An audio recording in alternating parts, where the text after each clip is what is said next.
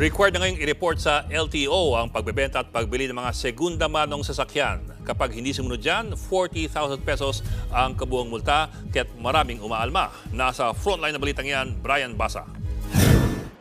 Second-hand ba ang sasakyan o motor ninyo? Nakapangalan na ba ito sa inyo o nasa unang may-ari pa rin ito?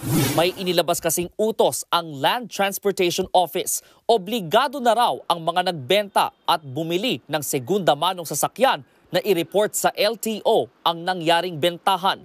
Kung hindi, may multang aabot sa 40,000 pesos ang mahuhuling hindi susunod. Sa administrative order na inilabas ng LTO noong August 30, nakadetalye ang mga responsibilidad ng seller at buyer ng sasakyan.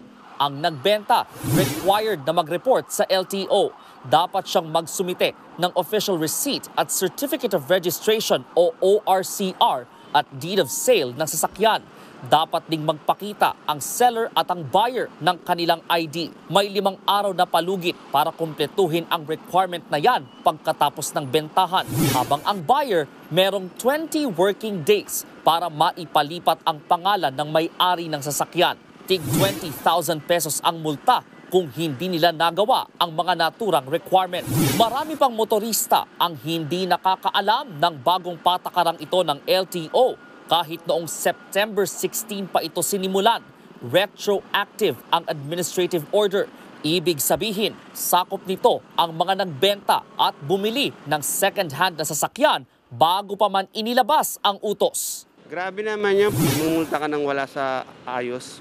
Lalo na yung pinagbilan mo ng motor galing pa ng probinsya. Nakakagulat para sa amin na ganon, yung kalaki yung multa. Kailangan siguro mapag-aralan po mismo ng LTO kung paano po yung dapat maging proseso nung kanilang pinapatupad na batas na yan.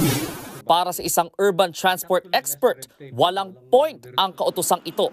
Red tape lang daw ito o pampatagal ng proseso. I think they're really excuse. They want to terrorize motorists para they come across at manikluhod sa kanila.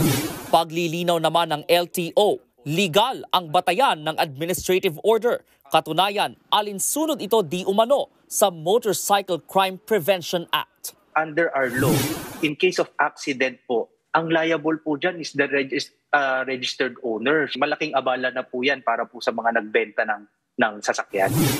Pag-aaralan naman daw ng LTO ang pagpapalawig ng deadline para sa mga dati nang nagbenta at bumili ng segunda manong sasakyan bago pa man inilabas ang kautusan. Hindi rin daw agad babawiin ang lisensya ng mga mahuhuling lalabag, pero magkaka-record sila sa LTO. Nagbabalita mula sa Frontline, Brian Basa, News 5.